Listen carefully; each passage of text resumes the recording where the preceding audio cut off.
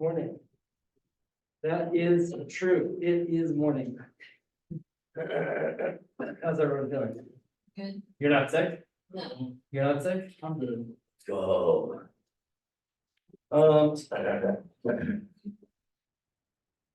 Hi. Oh. Damn.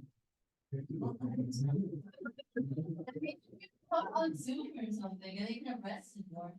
I know, but it's really hard to write on Zoom. Like writing on the board is so much easier. It's so funny.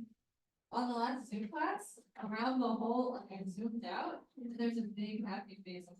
At least I can do it. So neat. You drew it? That's really funny. Okay, so PK wants me to announce these. Now accepting applications for I don't know, paid research opportunity. Gonna do eVTOL stuff. It includes research experience, mentorship opportunities, paid summer housing expenses. That sounds fun. I like being housed. And then summer or academic year research. And you just scan it. And it gives you that. Pretty sure all of us already have stuff to do with the summer and grad. Okay, sorry that you're super popular. I'm just giving you options. Okay. So yeah, I was a little loopy last class. So Monday may have been like all over the place. I don't know how you felt about it. I don't know if you were like, wow, that was it, because Monty really got through to me. What? I learned about new things. You learned about new things. And did you figure out what a determinant is? I just, so, It's just, you just took those 2 days off. this is the back of the matrix. Essentially, yeah. How do you calculate it? It's, well, it depends on the size, It does depend on the size, that's correct. Right? because like anything greater than a 2x2, you have to do like that slash method. Mhm. That's the best I got, where it's like plus on the right and minus on the left, or maybe the other way around. That, or if it's a 2x2, it's like 1 over BC minus BC minus AD, and then like having matrix, I don't know. Okay. So I posted the homework this week. Sorry that I posted it late. Monday, I went home and I laid in the bed for like, I want to say 19 hours. I was just like that. So, I was supposed to post homework on Monday. I really should post it on Sunday to give you more time.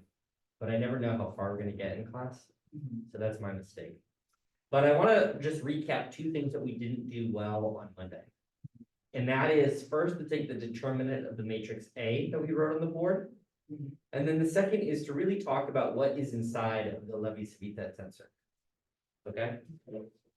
So your first homework problem requires you to take, 3, you're given 2 vectors and a tensor. And then you're given what the transformed vectors look like. And you're asked to create the rotation matrix or the rotation tensor that takes those individual vectors and brings them to their new location. And then apply it to the tensor. So it's all tensor work this week. And then for the second problem, it asks you to prove some identities using the tensor math that we have. And you'll see that it's actually quite straightforward once you use some of those versions. But it will require, you know the Kronecker delta, that's okay. That just connects I and J or J and L or whatever you're using. But maybe it's less obvious how to use the Levi-Civita tensor. And so what we're going to do is we're going to show that and we're going to apply it just for one problem today. And then we'll move back to what we were doing. Is that okay? Okay. All right, so let's write A again. I'm going to assume that none of you did this at home. Is that correct? I do. You did it at home? Well, I tried. Okay. All right, well then you'll leave the class. Here's A. Did you say all? Oh.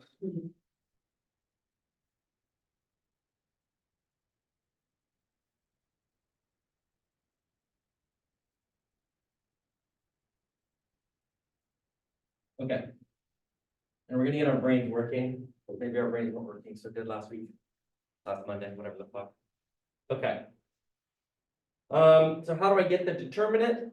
what was the thing that I claimed? I said something along the lines of A really looks like, oops.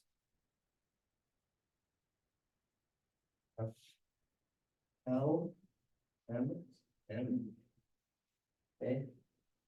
A, L, oops, too big. Okay. And J. And okay.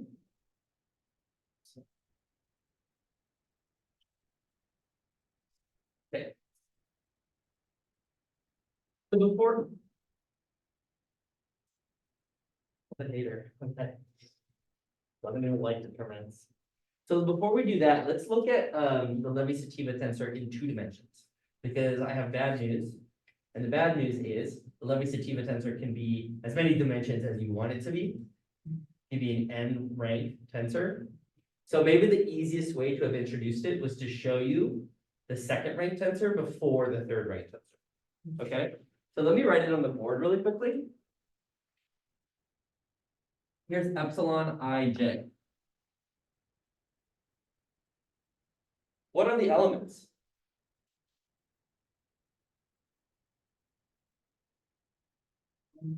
It's the 0, 1, or -1.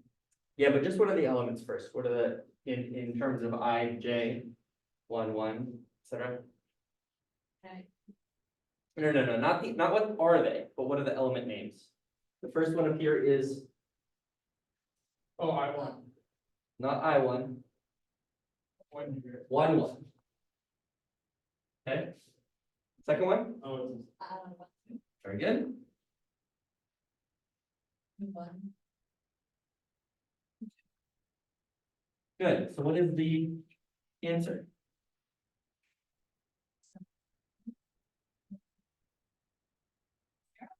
One is 0. Why is that?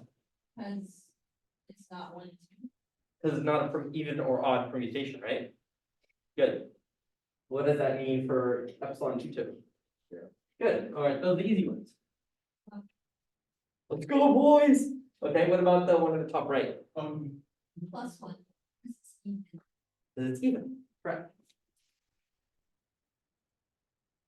And that means? What's that? It's a negative. Right. Because you permuted it once. Shit, Griswani, that's way easier to learn. I wish you started with that. Stupid idiot. Okay, so what does the next one look like? 1, 1. Or do you want just the numbers now? 1, 1? No, I was, do you want the epsilons or do you want the zeros and ones negative? Well, first, let's think about the indices because we have to construct it, right? Can I draw this on the board? Yeah, epsilon 1, 1. Do you want to see the numbers or no? Can you draw it on the board? Yeah, We can draw all the different, we can just draw pieces of paper next to each other. Pieces of paper next to each other. Okay, so we're really thinking of this in terms of a 3-dimensional cube, right? The number cube. Yeah. Right? And so the first slice is going to be I equals 1. Second slice is I equals 2. The third slice is I equals 3. Yeah. Okay, so let's fill out, and then of course we have it like this. Okay, and similarly, Alright, like 2 by 2 or 3 by 2? well, you tell me. I think it would be 2 by 2. What do you mean by that? Oh. You put 3 squares. Uh-huh. I don't know. So why would it be 2 by 2? You could absolutely have it run for only I guess it 2. doesn't matter. It's just however many J's you have. Well, the fact that there are 3, right, tells us that we can go to 3 indices. Because we know that it should be symmetric. And what I mean by that is these need to be able to take the values of all the others. Okay. And if it's 2 by 2, then you're necessarily going to be excluding the last one, right? Okay. So generally speaking, let's do the first one. I equals 1.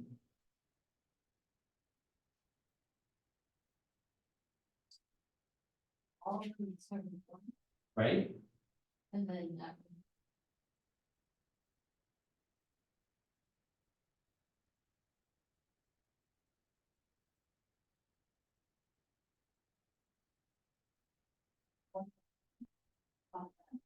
Good. 1, 2, 1. Either 1, 2, or 1, 1, 2. Which one tells us which? Okay, what, Shit. Oh, shit, now it's all fucked up. Well, I know the second number in that first one's 2. The second number here is 2. Yeah, No, the second number here is 1. I thought up there it's 1, 2.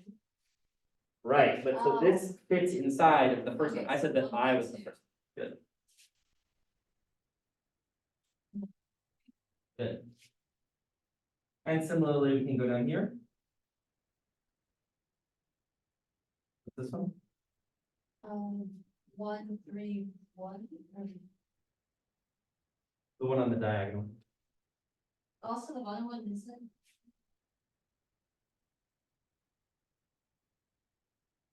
Right, because they obviously are symmetric like that. 1, 2, 2. Very good. And this 1, one? 2, 3. Good. This one? Uh,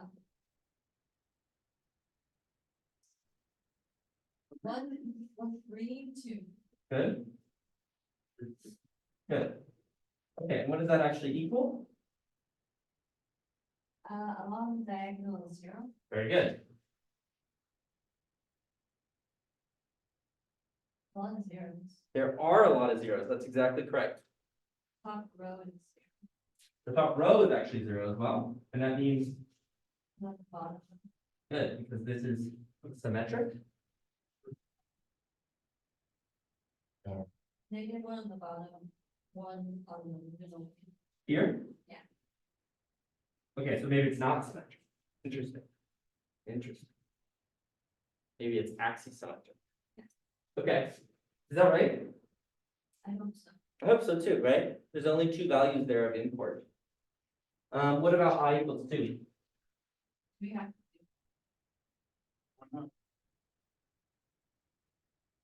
We have to do that, don't we? Yeah. Because that's the second row.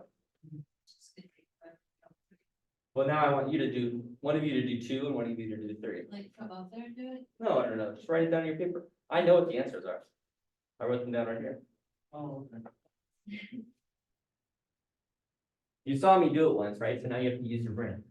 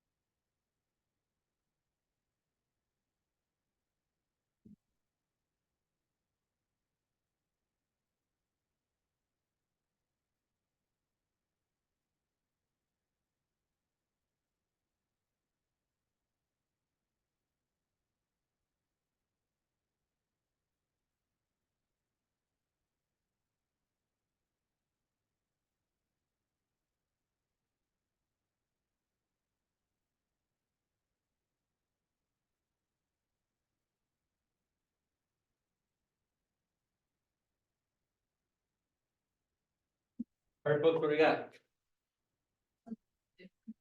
Good, what is it? So for the first row of I2, it's 0, 0, -1.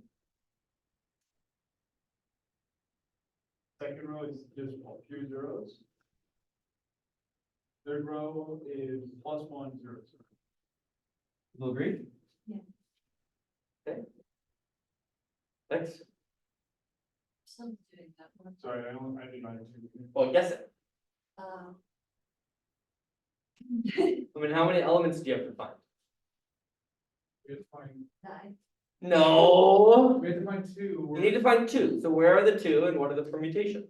Okay, well, there's 3 1s, 2 pairs, that's, I think the middle top one is -1. Or, Ah, shit. Well, which one is it, folks? oh, it's positive. Fight, fight, fight. It's positive. Okay, so what you want it here? Yeah. And you want what? This one here? The second row. Yeah. This one? Yeah. Or this one? No, This one? Left. I think I pretended that, you know. Good.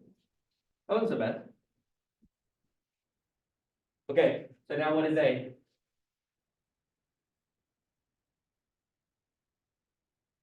Because Ronnie is not making us big.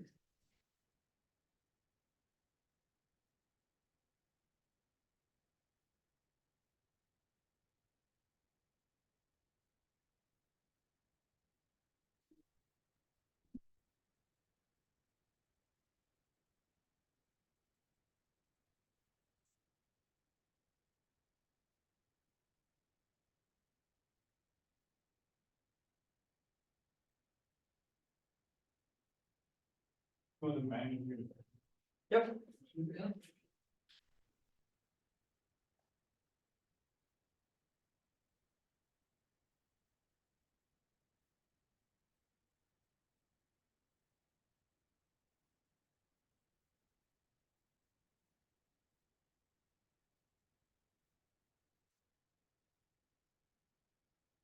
We'll have to divide by the epsilon L and the epsilon. Nope.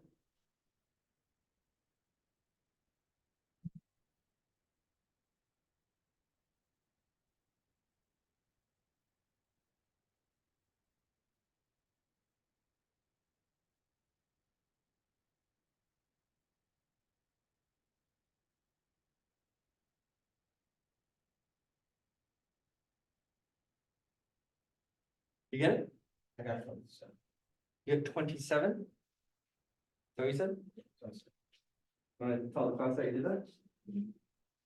Well, It's not correct, but you can tell. well, I did this, I thought, you're supposed to do the, thing where you do the lines. No. Using the thing we just did. You have to use. Using the power of tensor mathematics. And the Levi-Sativa tensor. How did you get it wrong if you just did a diagonal? Because he, I don't know, probably didn't multiply one thing. It's easy to make a mistake, right? When you do stuff live, right, and you do calculations, sometimes you miss something. That's not a problem, right? Oh, I do, I do. Yeah, see, it's okay. You know how many times I've missed a minus sign and the answer has been completely wrong? Thankfully, I just don't do it as much when I'm teaching. So let's talk about how the hell you would do this. What's the first step here? Well, I'm trying to interpret Li. Yeah. What do you mean interpret L Li? is seven, I is ALI, that's what I was trying to interpret. Sure. yeah, like which direction? Like the first one is left, right? What do you mean the first one?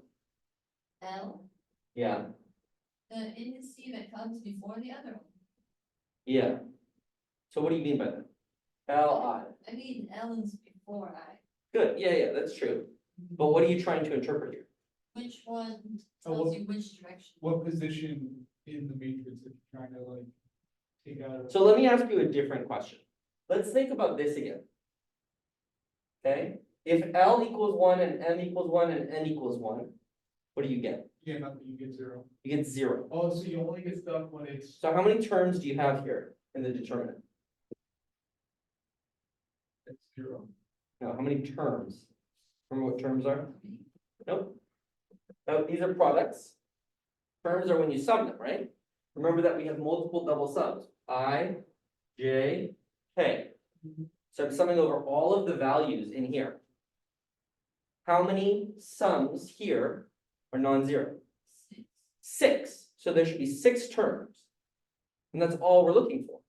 And you were right, But I that, still wanna know which, like, where I am for the right terms.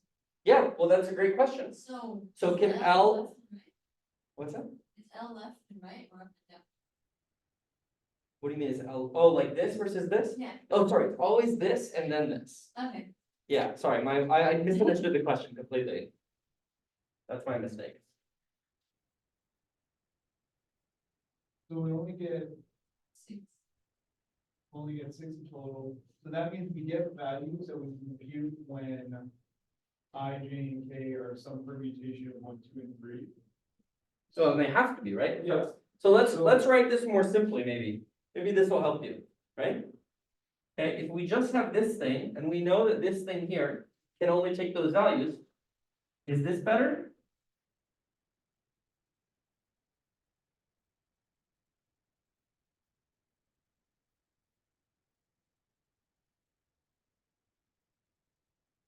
Make more sense now?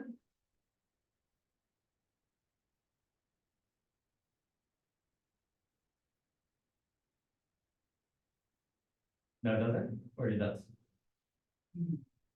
Here's why you're multiplying times epsilon and then how you can solve the determinant for that. And you don't have to divide. Well, so no, this is always 1, 2, 3, right? Well, no, so otherwise it's 0, right? So if you have 1, 1, 1, or 1, 2, 1, or 1, It's 1, either 2. 3 or like 2, 1, 3. right, but if it's 1, 2, if it's 1, 2, 3, what is it? One. 1, that's correct. So this is true for any of those elements, right? So if you want to find the determinant, you make that equal to 1. Yeah, why not? Because that will tell you each of these 3 indices, right? Yeah. 1, 2, 3. So you just plug the 1, 2, 3, so you can find the determinant. Yeah, so I can make this 1. So you're right that, don't have to divide by that, but it tells you what your IJKs are, or sorry, your LMNs are, right? These are always selections when we're doing these types of products.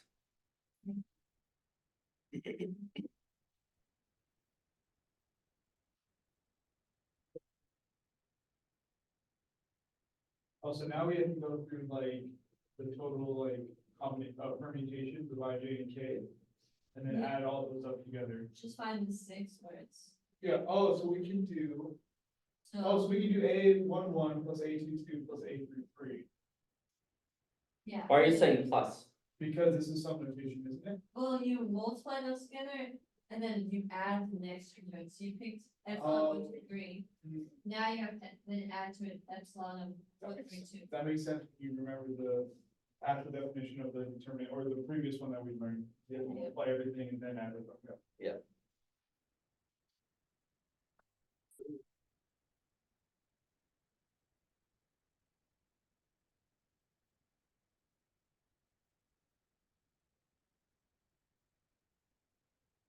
Then the Levi Ceviche of 1, 2, 3 is just positive 1, is that it?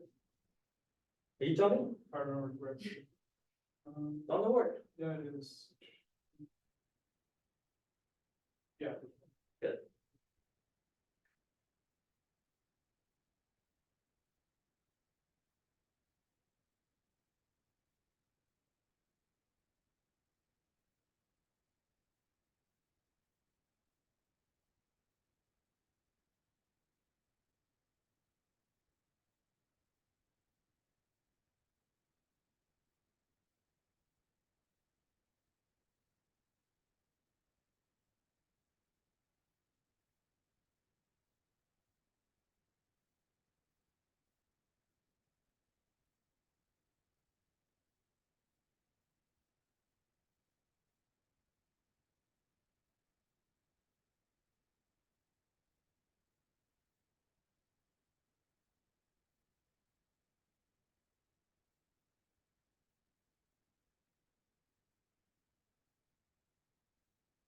Success? Almost. Doing all 6 of the terms. Okay. Finding the indexes and I'll plug in the numbers, but it might take me 10 years. 10 years? Make sure I'm going through all the. It's only 27 numbers.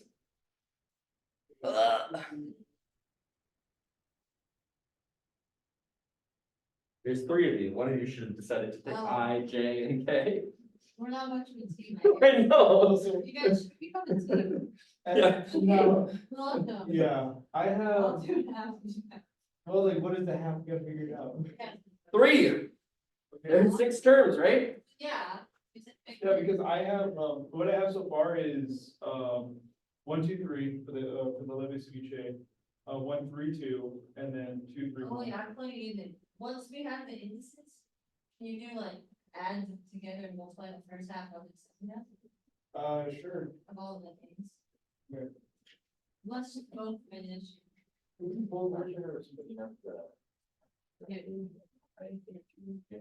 What? I'm I'm not sure how all, we're splitting up the G one.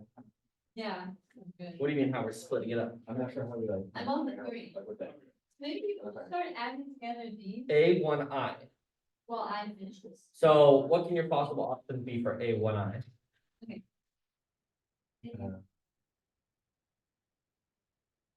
What values can I take? Good. So you have to explore all of those, right? Except you know that this only has 6 terms. So, you know, that's Yeah, what I yeah, got. one, So you only have to check the 6 terms that are valid. two, Okay. that's a minus. Yeah. 1, 2. Plus, 1, 2. 1, 2, 3, 4, 5, 6 terms. I'm on the last negative. one. Oh, So just start adding it. That's why I together. wrote everything on the board. Okay.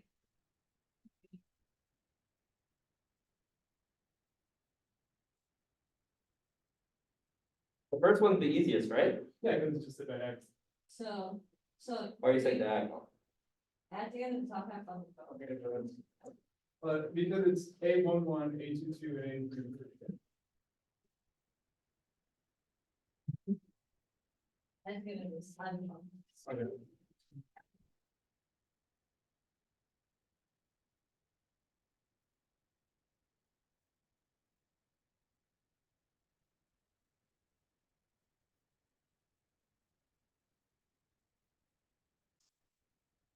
Correct? What's the next one? Oh, I was doing this. Or Well, I was doing that, but like, we Just- split it in half. okay, but just let's switch it Let's up. see if I can do it faster than you guys. A11, Maybe six. the next one is A11, A 2.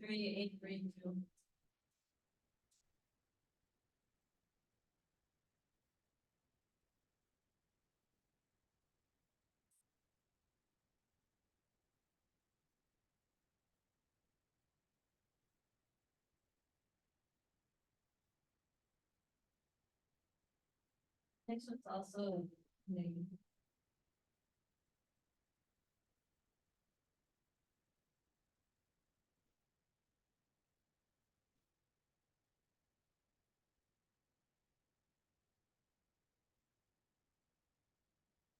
oh, A12.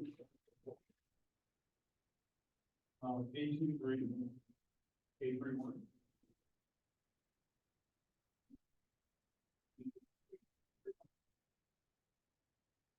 That'd be positive one. Yeah, there should be positive one.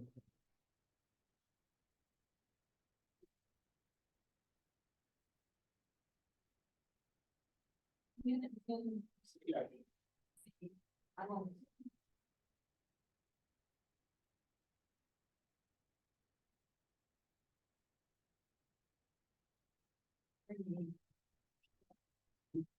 The answer 38 or no? Pretty close. We're not giving it anymore.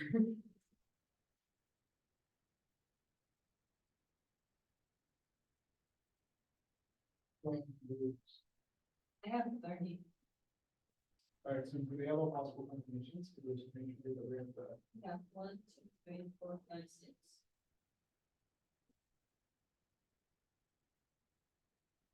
What transient? Oh, okay.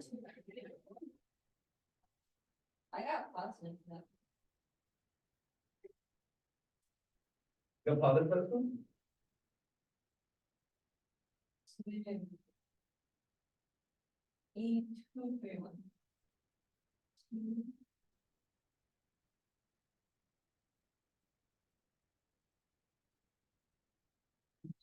1, 2, 3, 4.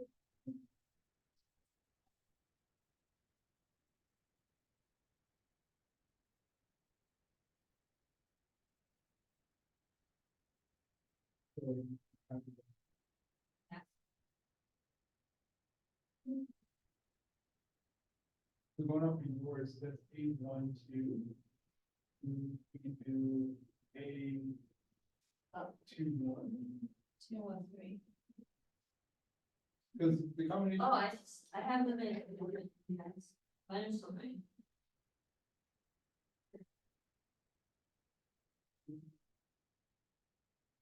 Is that true? Hold on. No, that's not true at all.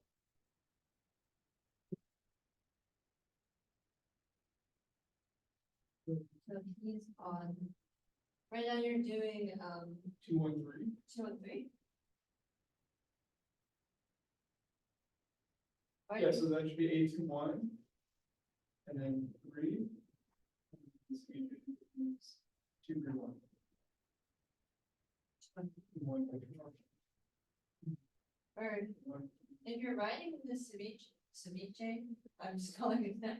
Yeah. Then you don't need to put the negative sign there. Good, that's It's great. wrong. Here, leave it like that. I was just writing them. Okay, next. Next one I did was 3, 1, 2.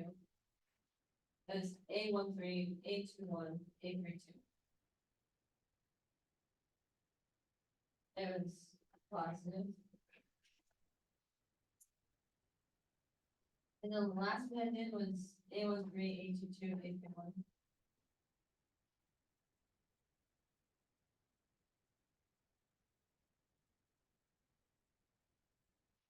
Then we plugged in the 8 stuff and we got 8 for the first 3 numbers and 30 for the bottom 3.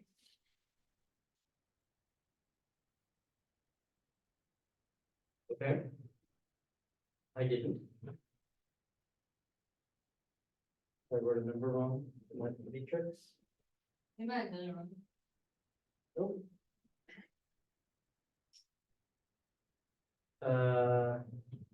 Okay, so the first term, when you put the numbers in, is positive.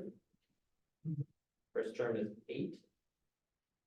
Second term is 4, well, this is 0, so the second term is 0. Yeah. The third term is -3. I think that was the third term is one that I have. I think his are flipped. for what Oh. you're doing. Okay, then I have the fourth term, which is 18. So you have 9 times 2. Okay, then I have another 0. And I have 2 negatives there, making it 12. So 18 plus 12 is 30, as far as I know. So 18 plus 30, 12. Nope, plus, 30. there's 2 zeros in here, so it's 3. 35. Simple? No, no, it's just algebra. okay, good. So the answer was.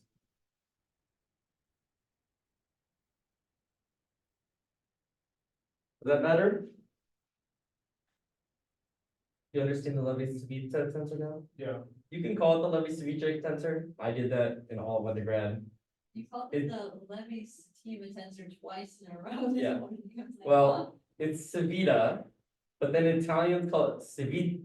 They say it differently. They corrected on me. And now I can't unhear every possible version. So. Okay, that makes sense. How to use these types of indices. Yeah. So I'm not gonna hear you complain on an office hours about how problem 2 doesn't make any sense. Want to talk about it? That makes sense. It makes sense. Yeah, this makes sense. Okay, and this relationship that we showed with the 2 Levi-Civita tensors equaling 2 different chronicle deltas minus one another, that also makes sense, right? So we walked through all the different combinations. Yeah. Okay. Okay, then I'm not gonna beat a dead horse about that, and I know that's a horrifying sound, but hold on, let's see if we can remember what we were doing with, with four vectors. Okay. So the only thing I want to talk about next is, transitioning away from what we're doing here, which is very abstract and you're like, well, why would you want the determinant of A? Who gives a shit?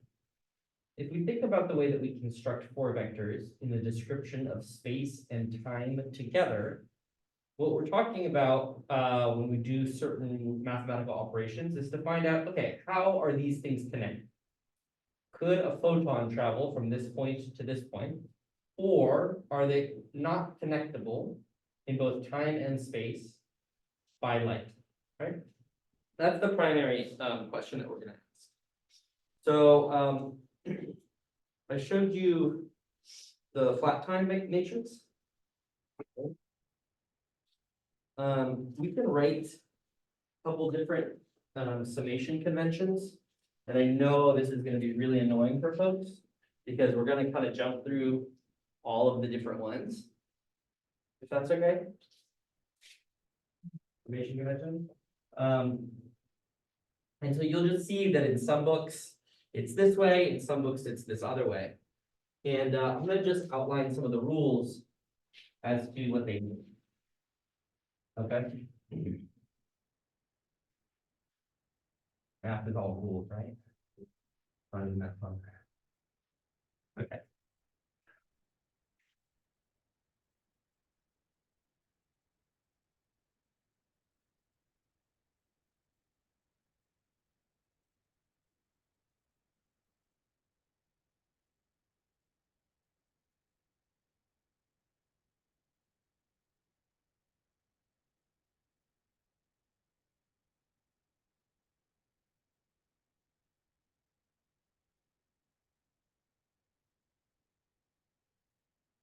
So the first one is that let's say we have components of a vector. Okay. We took the dot product before, and we showed how we put all these components at the top, right? We're gonna say something along the lines of, we have a four-dimensional scalar product. So let's say we have something like vectors A dotted into B. When these are vectors, we know exactly how to write that. Right? We say like KX BX plus AY BY plus BZ. That's BZ, right? Okay, so now let's think about what happens when you are taking the scalar product of A and B. Okay? Do you remember what that is?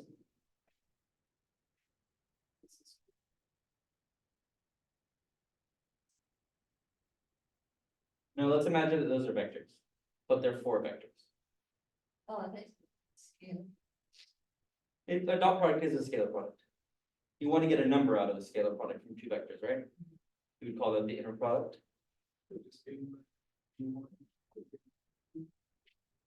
This is a four vector.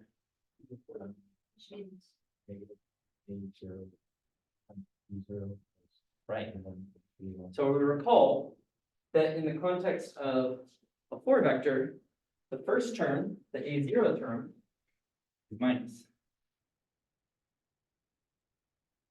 Right?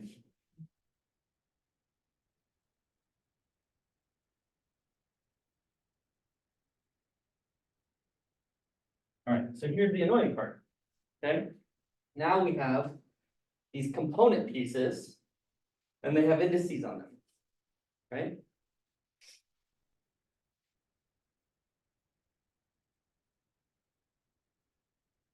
And we'll just say that it's very much true that this is an invariant.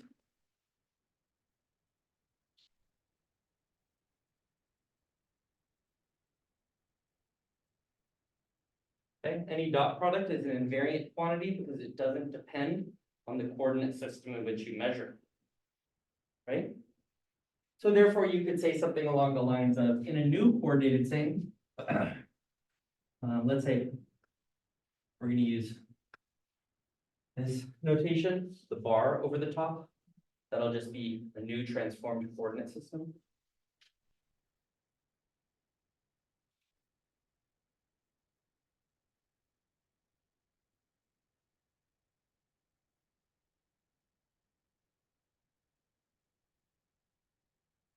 Okay. Is that fair?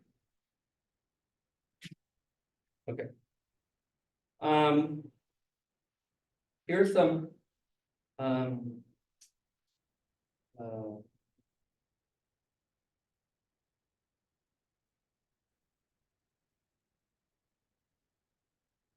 don't want to over confuse stuff, but it's gonna get a little confusing. We're gonna introduce a couple terms. So we said invariance is when this thing here. Not changing. And now we need to be a little careful. Because in fact, we are going to create what are called the covariant and contravariant. So let me write this. Covariant. And covariant vectors are written with their indices on the bottom, differing from the contra, oops.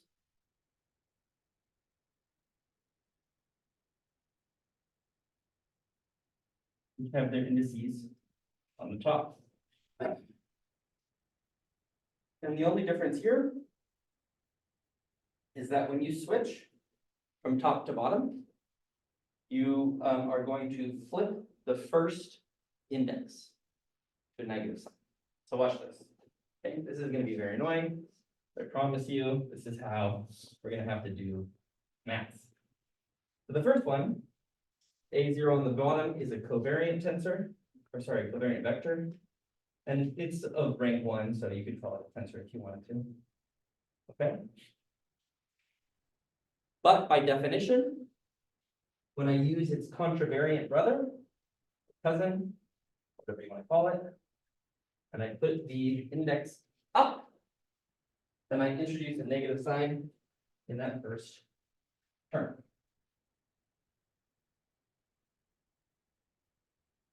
Okay. That make sense? So this is going from covariant to contravariant? Yeah, this is just anytime that you move an index up, you just have to introduce a negative sign to the first component. Okay? So raising or lowering the temporal index costs a negative. And another way to say that, I'll just put it in a box here. Bless you.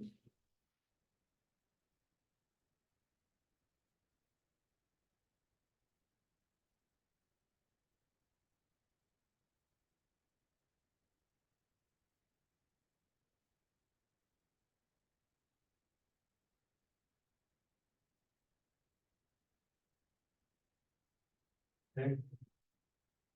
A naught with minus.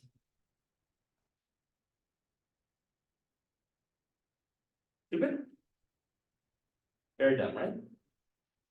Okay. So now let's write the scalar product how we normally write it. So this is not correct.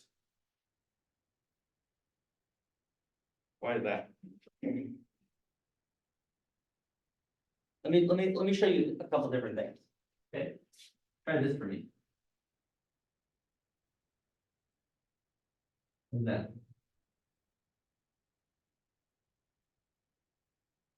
Zero, zero. But Yep. not negative. Ah, but not negative. Yeah, we can. So how do I fix this? What's wrong with it? You told me. I want to take the scalar product. Want to do the scalar problem? Yeah. I didn't write it right here, Yeah, because they would both be negative, because they would both be negative, right? but there's nothing wrong. A0, B0 on the bottom, positive, positive. Good, same number, top, negative, negative, positive, good. They equal. But I need them to be negative, right? I need to always subtract the temporal component from the space component. So you just want to minus the first term? leave one on the bottom. So this is not it. That's, So one goes up and one goes down. What the fuck? That's stupid, Grizzly, but it's right. Okay, so this is the scalar product.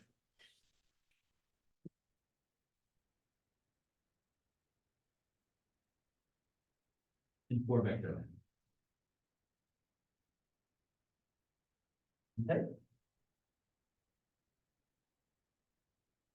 This can also be written in terms of the Minkowski metric. So I could, for example,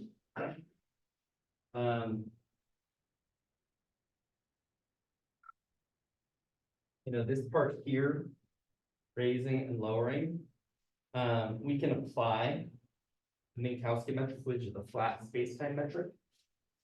So I can always say, okay, if I want to write it out formally, I can say A mu is related to A upper mu by what process?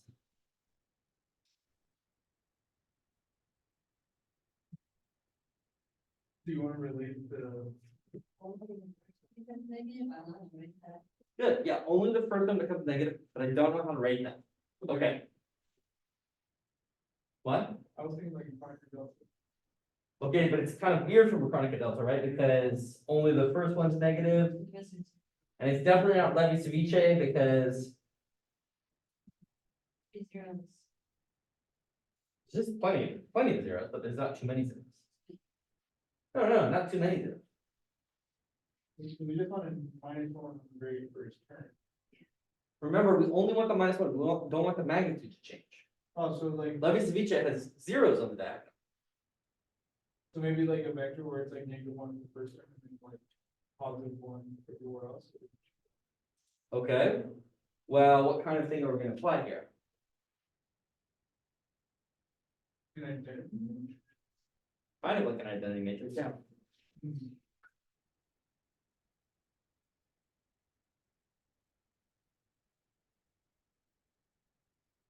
Yeah, it's a transformation.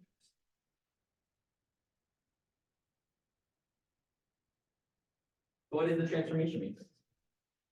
is Negative one, one over one, What? negative one and a bunch of ones. You sure? oh no, it'd be -1 at the first term in the diagonal, then +1 everywhere else. Down the diagonal, sorry, +1 down the diagonal, and then 0 everywhere else. This right? Maybe.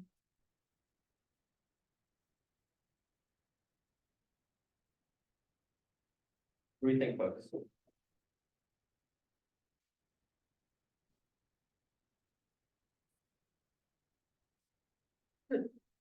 Four more.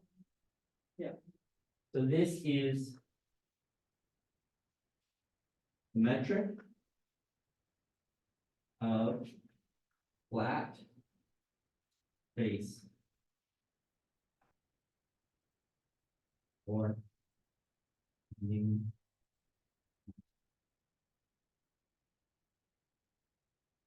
Okay.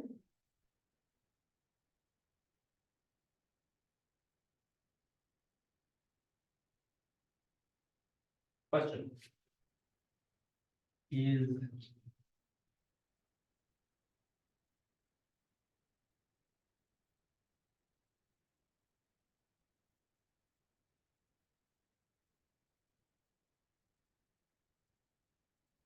those equal to each other?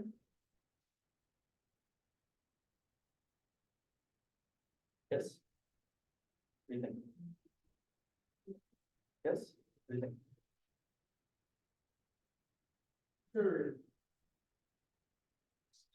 I'm trying to think how they can use this, because first term on the left for B would be negative, and then the first term on the right for A would be.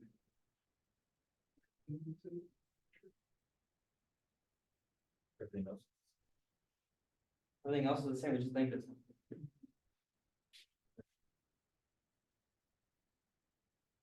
Right.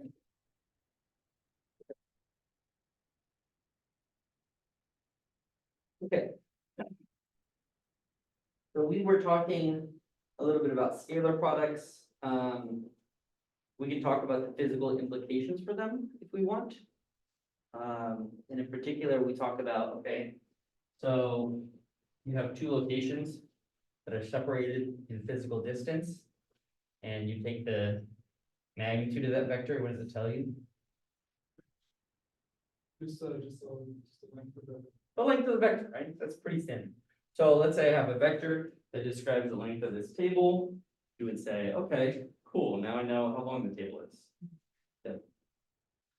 But we have this other direction now, which is time. And the question is, what do we think of, let's create the space and then I'll show you some examples. To be able to draw it on the board, let's constrain ourselves to basically one spatial direction, but we know in the back of our head that really it's three-dimensional. Okay, so we're gonna really look at the relationship between t and x, but it's really t and whatever direction we want our spatial axes oriented. Right? Okay. Let's say that we're moving with some velocity.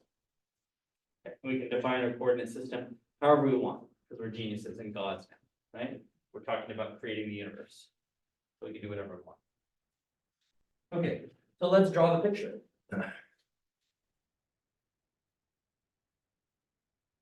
Right?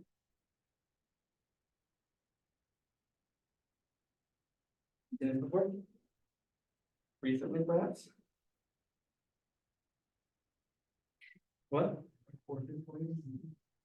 No, space-time diagram, like, Oh, yes. no, like at the end of last Yeah, semester, we I had, drew them, yeah. Oh, everyone was a I slave. forgot that you did it, but I remember Dr. Kate. I forgot that you did it. Okay, well, that's really nice to me. All right, so which direction goes in which? CT goes this way. Good. All that. Okay, so this is a funny way to do a coordinate system. Right? It's kind of the opposite to how we normally think of it. So if I stick my head like that and I also put it in a mirror, that's more standard to how we think about it. So do that and then I throw a ball and it comes back down. Right? What would that look like? I throw a ball and it comes back down. Look like a problem on the X. Planes. Like, so we're going up in time and up and down X. Good. So that would look like this, right? Yeah.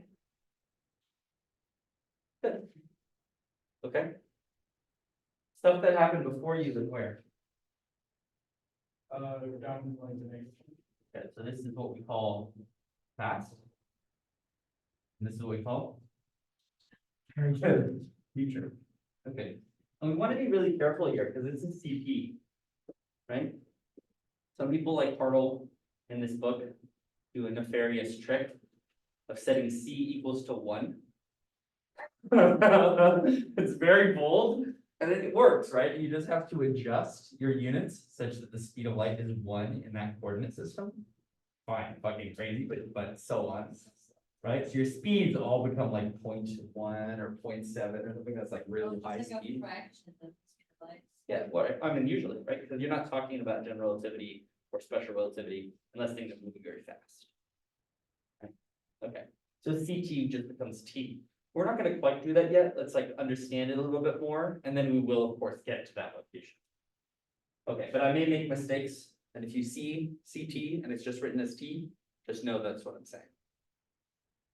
Okay, so let's draw x equals CT. What is that?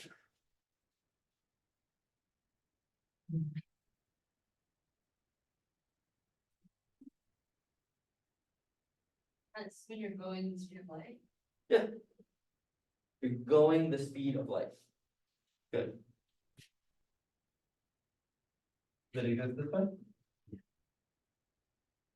Yeah, does it exist this way? Does it exist this way? Sure, it looks like. You live in that photon light, boy. Okay, good. And so where do we live? Right. Not in What? Smaller slopes. Smaller slope, what do you mean by? Smaller speed. All right, fight about it, which one? Do we want steeper or shallower slopes in respect to water? No, shallow, faster. Yeah. Yeah, Yeah. we're going slower than speed of light, but like higher slope, so I said, well, So that would, you're right. Okay, so we're living in this place,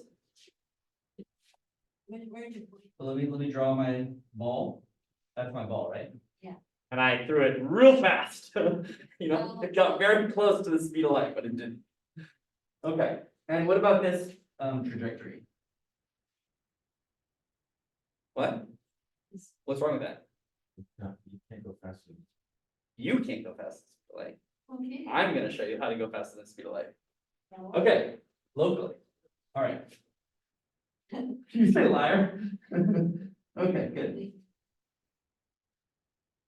So in fact, we can describe all of these trajectories in here. Right, let's say I go like this, and then I do this, and then I do that. Right? Now, there's some places in there in which your slope is incorrect. But going from point A to point B, let's call this point A. Let's call this point B. You might be interested in knowing how far apart they are. Right? And that's when you would use the scalar product. So you know where you started, and you know where you ended, and you're gonna find out how they're separated. Okay. So let me ask you this question.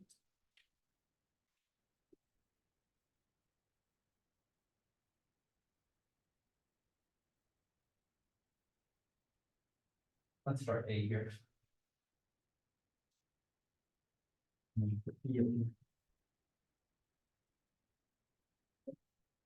And this is the vector A. The 4 vector A. Okay. So what is A mu? A mu.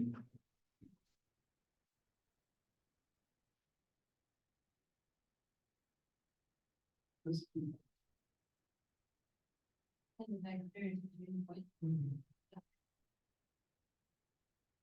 The 4 vector.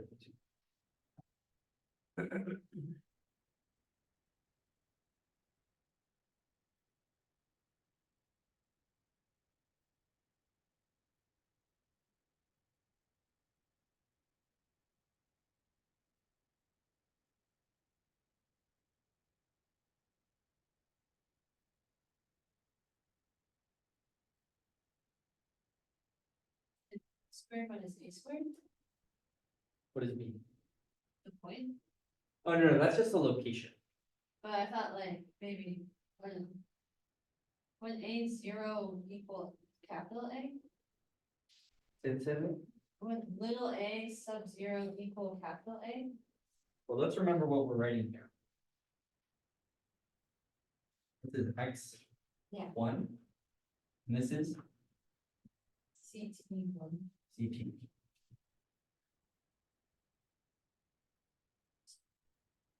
So you can't just write A and B, you want to plug in the X and T.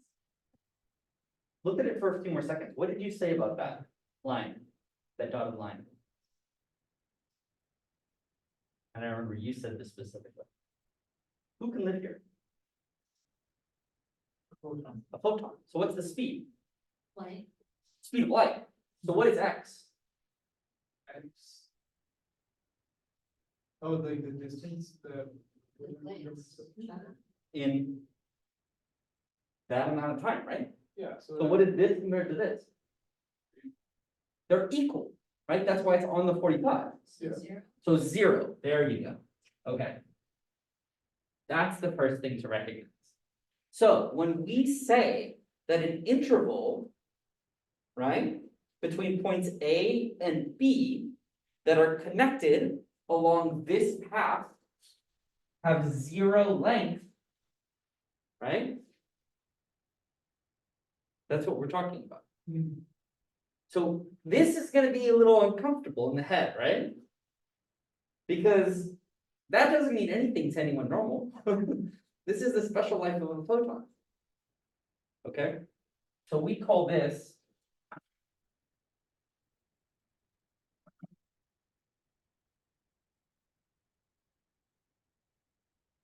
this is a light integer. Okay. That make sense? So it can only be connected by light. Right? Okay, so let's ask a different question. So let's move the B. I'm gonna remove some of these images here.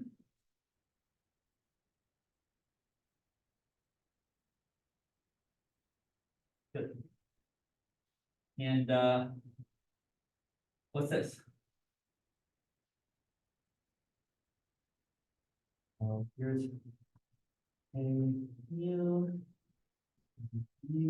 is. I don't calculate it, but just tell me what its sign is.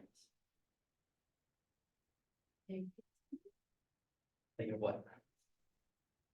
Sure about that? It seems like there's only time component. That's right. So the time that it takes to go from point A to point B is larger than the space that you travel. Good. So that's called.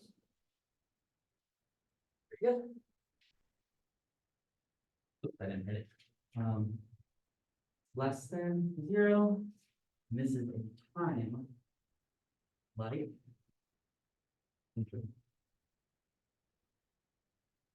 Good. And so now, of course, we get to the obvious one. Go ahead. Sorry, I'm still being confused on time like interval. So is that just like the amount of time without a road anywhere?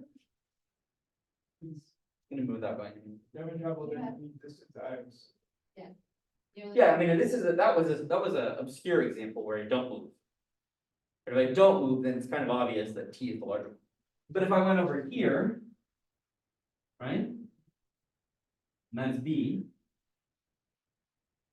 Is that a time like interval? Or is that a light like interval or something else? Oh, it's more time like than like. That's if you move more in extra time. Yeah, so I'd have to move all the way into this exact line, right, for it to be like light. I'm moving much faster, right, than I was before. I wasn't moving at all before. Right, and so this section here, that is still a time like interval. And in fact, everything in here is time like. As long as they're straight lines, right? Okay. All right, let's do one more. And this one you've already probably guessed. Okay, so let me ask you this question.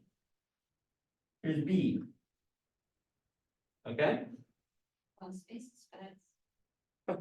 hold on. It doesn't mean that something is moving between them. We're simply talking about, can they be connected in this spacetime? So for example, what I mean by that is, okay, this object here, I have another one, and this object here. Okay, I can measure the distance between them. Right? And I can place a ruler. Boom. Good. Okay. But in a three-dimensional sense, right, they could be oriented like this. And in a four-dimensional sense, one could be here, and this could be 10,000 years ago in the same location. In fact, they could even overlap. Right? So I can put this, and then 30 seconds later, I can put this in its place. And you could say, well, their physical positions haven't changed. Right? Maybe it's the same in one direction, but the time has a lot, sort of the other way around, right? Yeah, but here they are separated on the X. Yeah. So here they are separated on the x-axis and in t. That would be more like the time, like, where they were in the same spot, but. Yeah. These are different examples, not exactly what I'm trying. Okay. So what my question is just because they can be connected, doesn't mean that they are. It doesn't mean that light or someone drove from point A to point B. We might just be asking about what is the relative position of 2 points in space. Right? But the only difference is, you're thinking about this as a marker, that it's, moving around and going through space. But I'm simply saying, can this point in space, how is it related to this point in space? And you can already say, and you probably already said this, you have to be moving faster than the speed of light to connect them. Does that make sense? Okay, so now here is the big question. Alright? If I do something at A, can I cause a physical effect at B? Why is that? And no message can travel faster than speed of light. I can create no physical thing at B until this point here. Does that make sense? So we can think about light cones as, we talked about our present. We're always moving upwards.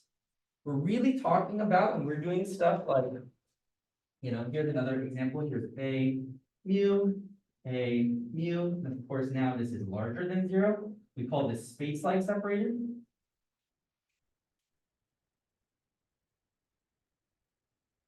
Right? So what are we really talking about here? In some cases, we're really talking about causality. So you might be moving around. Now, I'm just talking about how distant these things are, but maybe this is representing who you are as you walk through your day. You're moving maybe back and forth, and your ability to influence the future gets better and better, right? Because your light cone gets larger and larger and can grab places out here that you didn't have access to before, right? So maybe someone wants to see you coming, right, before you actually walk up to them.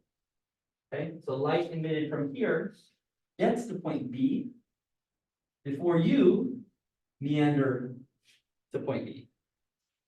Does that make sense? Okay. Is this weird yet? We've done this before. Okay, good. Good. So if you've done this before and you feel kind of comfortable, we're gonna get uncomfortable. Because this is what version of spacetime? One dimension, Yeah, basically. But it's also, 2 dimension. nope, Uh, describe the geometry. flat, Flat! or just linear. Oh, it's just flat. It's flat spacetime. Oh, you aren't Space considering level. like the volume. That's- What do you mean, space is a line? Just have X. No, we haven't actually described how these are related to it. The only reason I know it's flat is because I chose this metric of flat spacetime. I can always draw this picture, right? But it may not describe the metric of spacetime. Make sense why that would be? Okay.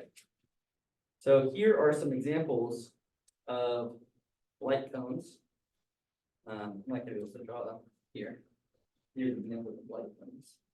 Right, this is like what you have access to, like your past, for example, compared to like, if you could move faster than the speed of light, access that hyperboloid. Okay. We're really running out of time. So the next question I think most people may have is, maybe no one has this question. How do we find a line element in flat spacetime? Okay. So you may recall from your 3 vectors that you have something like delta S squared is just like delta X times delta X, right? That's like the magnitude of the vector. Okay, so this is for 3 vectors.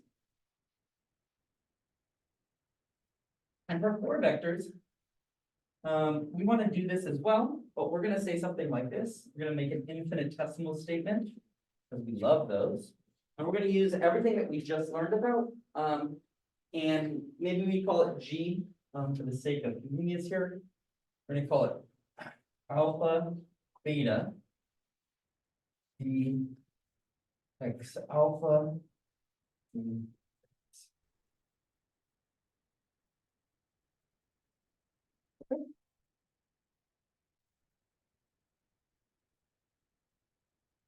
so we're going to use the metric of flat spacetime to connect our vectors and give us one.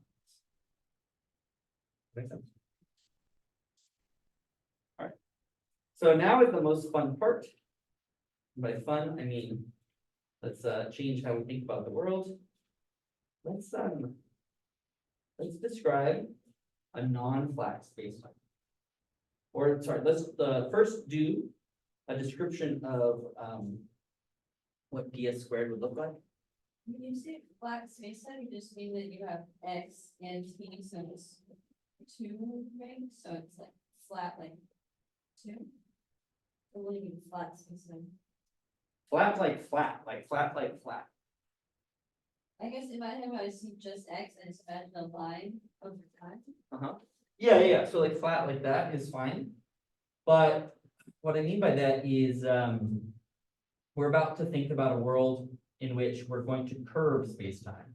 So imagine if space-time was projected onto a globe.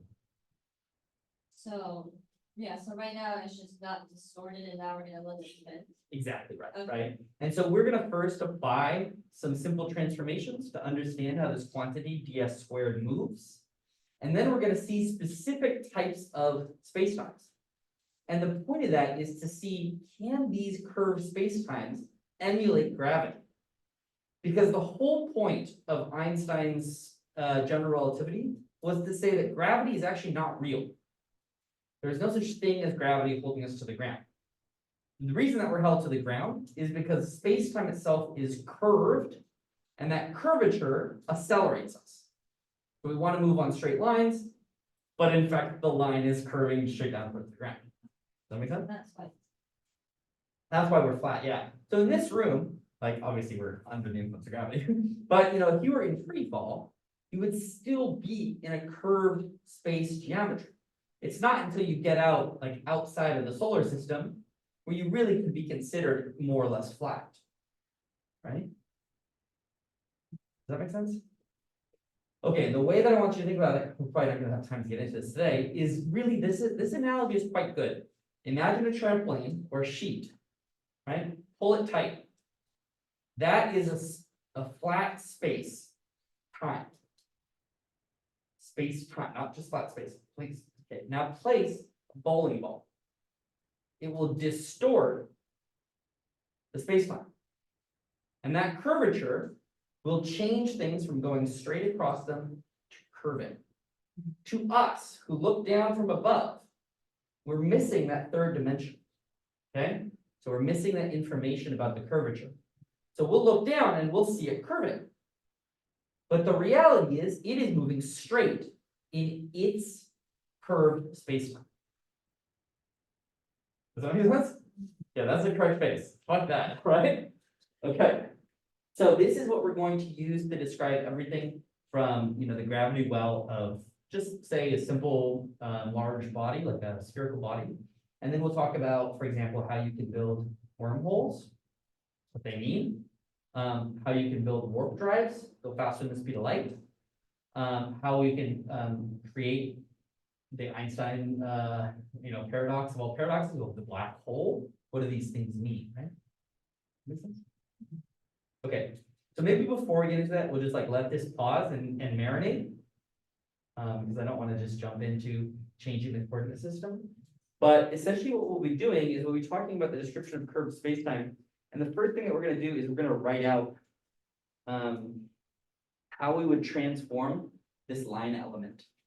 Where, for example, you might say something along the lines of ds squared is equal to dt squared plus dx squared plus dy squared plus z squared, right? And then how do we transform these? Let's just imagine that we wanted to create some polar world, right? We want to imagine a polar spacetime. Well, then we would simply change these elements. And we'd change them into their dr cosine theta or d phi sine theta, right? Things like that. So we're always going to sort of start with that assumption of going from one coordinate system into another, and then see what it tells us about the metric. Make sense?